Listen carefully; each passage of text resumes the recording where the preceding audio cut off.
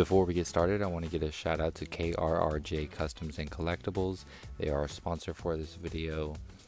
They have a lot of different cool things from Funko Pops and fig pins and custom artwork. So go ahead and head over to their website and check it out. And also, if you use my special code Glade's code, you can receive 10% off of your full purchase. So make sure to type that in on checkout and you'll get 10% off. Hey, what is up, you guys? We are back with another exciting deck profile video. We have some exciting news as well. We're going to be doing a giveaway, and I'm going to be having more details about that at the end of the video. So make sure you watch until the end to figure out how you can win. This time, we're going to be going over Metacooler. He is going to be the Nucleus of Evil Metacooler Core Returns leader that we got recently in the leader revamped. And we're going to go over this deck build. It's actually a lot of fun to play. And you think like, oh, this isn't actually a meta deck. Well, it's not tier 1, but it is definitely holds its own as a rogue deck in the meta with all the cards that we're running. I'm going to go over that, and you're going to see all the different ways of playing it. So first, the leader, Metacooler. When this card is placed in your leader area, choose up to one big Getty Star in your deck and activate it. Awaken, when you have 2 or more Frieza Clan cards in play, you may draw 2 cards and flip this card over. So you don't even need to have any life taken from you. You can pretty much awaken like turn 1, turn 2, and it'll be super quick. It just depends on how you play it and how many guys you have on the field. Then once you flip over, you draw 2 when you flip over, by the way. When you flip over, whenever he attacks, you get to place up to 3 cards from the top of your deck in the drop area, then choose up to 1 Metacooler or Metacooler card in your drop area and add it to your hand. So you're going to burst 3 to get off your stuff a lot more and add 1 of those back to your hand. So you basically draw 1, but you get to pick which one you draw. Activate main. If you have 2 or more Frieza cards in play, choose one of your opponent's battle cards, switch it to rest mode, and it can't be switched to active mode during your opponent's next charge phase. So you just go, oh, I'm going to pick this card that doesn't have barrier, and it can't switch to active mode. Activate battle. This can happen during both your turn and your opponent's. Choose up to one of your Metacooler cards in your battle area, and he gets plus 5,000 for the duration of the turn. If they're trying to kill some guys, you can give him plus 5 during your opponent's turn to save him. Or if you're trying to go for a bigger attack, just give one of your guys plus 5,000. Now, as the first card that we're running, we are running 4 of the Gotank's Genuine Ability. He's one of the new championship promo cards. He is blocker, revenge, and also he gets reduced the energy cost of him by 1 for each yellow battle card with 15,000 power in your drop area. That means after you get a couple of your coolers in the drop, he's going to go down to a 2 cost, blocker, revenge, 20k. Also, when he's played, choose up to one of your opponent's unison cards or battle cards in rest mode, and it can't attack during your opponent's next turn. That is big. You can make it to where your opponent's unison can't attack, and a lot of the new unisons coming out, that's going to be something that you definitely want to use. Also, you can just choose a battle card. As long as it's in rest mode, it can't attack during your opponent's next turn. Not ignoring barrier, but yeah. Next, we're running 3 of the Metacooler Core Ultimate Forms. This came out in, I believe, the past anniversary box, not this latest one, but the one before then. It's going to get your engine off in case your big Getty Star gets popped for any reason, or if you go into your bigger Metacooler, you can start your engine off again. Whenever you play him, you get to draw a card and choose it to 1 big Getty Star in your drop area and activate it. So pay 1 to bring 1 back into play. And then on top of that, after you do that, he's not only just a draw 1 for that effect, but you can pay 2, put him in your drop area in either Awaken, even if you don't have the specifications, or you can choose 1 card in your hand, place it in the drop area, choose up to 2 infinite multiplication Metacooler in drop area, and play them. So he's basically, I'll pay 2 to bring out 2. So either way, even after you use him for bringing out the Metacooler core or for the draw effect, he's going to get off more things to be used. Next, we're running 3 big Getty Stars. One of them is going to automatically come into play when your leader gets put into play. The other 2 are just in case for later on in the game, getting off your Metacooler core, and also you can just use them as charge energy. So dedicated energy or whatever you need to use them for. Also with your Unison, you'll be able to discard them, so it's not gonna really be a dead card in your hand. You don't gotta worry about that. And now the way we're gonna bring out the big guy is this 4 cost. So you're gonna want to run these at 4 of. You wanna run the red at 4 of, so that way you can at least charge 1 red by the time you get to a turn 4. And then you're gonna activate main, choose 1 card from your hand or 1 big Getty star in your battle area and place it under this card. So just any card. Choose up to 1 Metacooler card from your deck or hand other than Metacooler Cord, Titanic Glare, which is himself. Play it on top of this card in active mode, then shuffle your deck if you look through it. So you're gonna attack with him unless you feel like he's gonna get popped, and that's a 20k. And then you get to search out, put something underneath him, search out the bigger guy and put it on top of him. Next, we're running the big guy. We're only running 3 of him. You don't wanna see him too often, but you wanna be able to search him out. Put him on top. Activate battle, place a Metacooler card from your battle area in your drop area. This card gains 5,000 for the turn. You're not going to do that very often unless you want to permanently buff him / have something in your drop area, but you don't need to do that at all. His big thing is when you play this card or when he attacks, so you can get it off twice when you play him.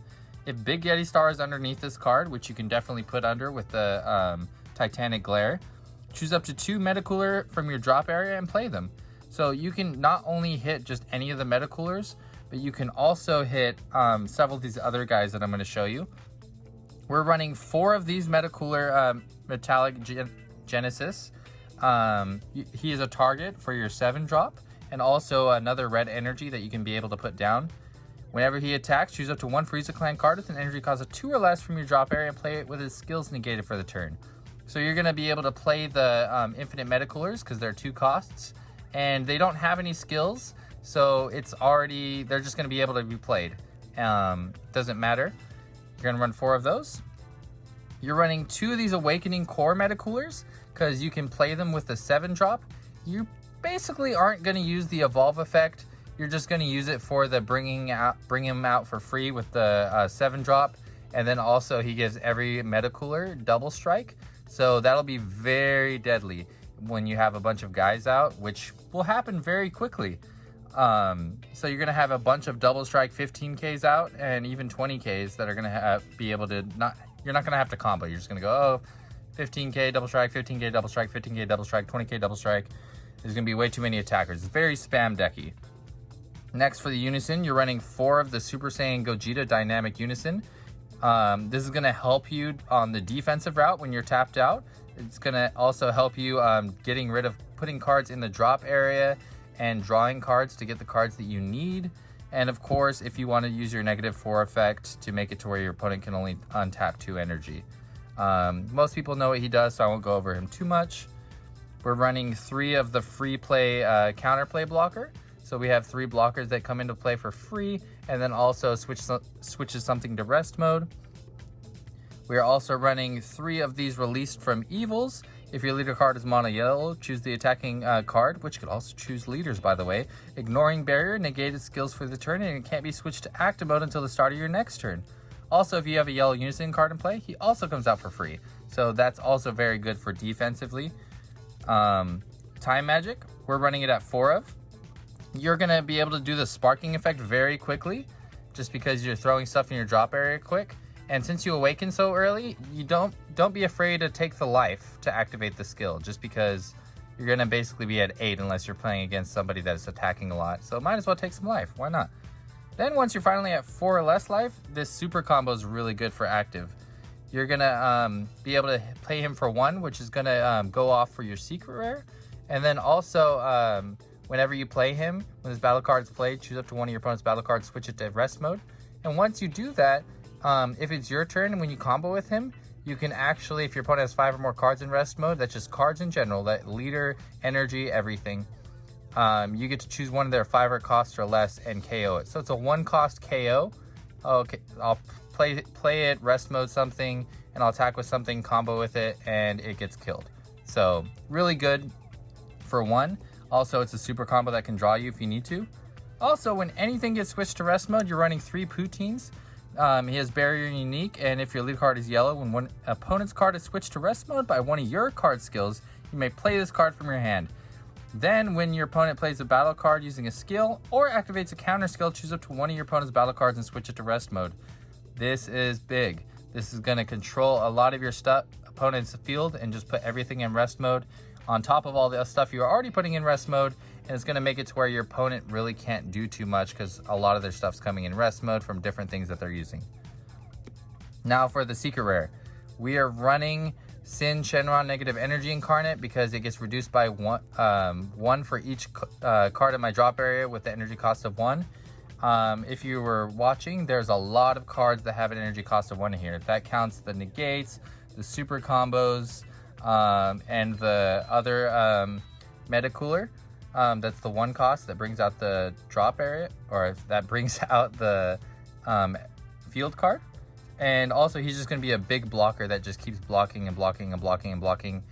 We've gone over him before in a different video. He's really good, and since he's a promo, a lot of people are going to be able to get him. Not hard to run him. Now for the amount of meta coolers, which I'm sure that you're all wondering, we are running 15 meta coolers. This is 1/4 of your deck. 25% of your deck is meta cooler.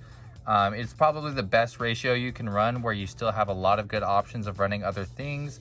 He's the main part of your engine, where he's going to help you get off your Go Tanks Championship card because he's a 15k. He's going to be, he doesn't care if he gets his skills negated because he doesn't have any skills. He's 0.5k.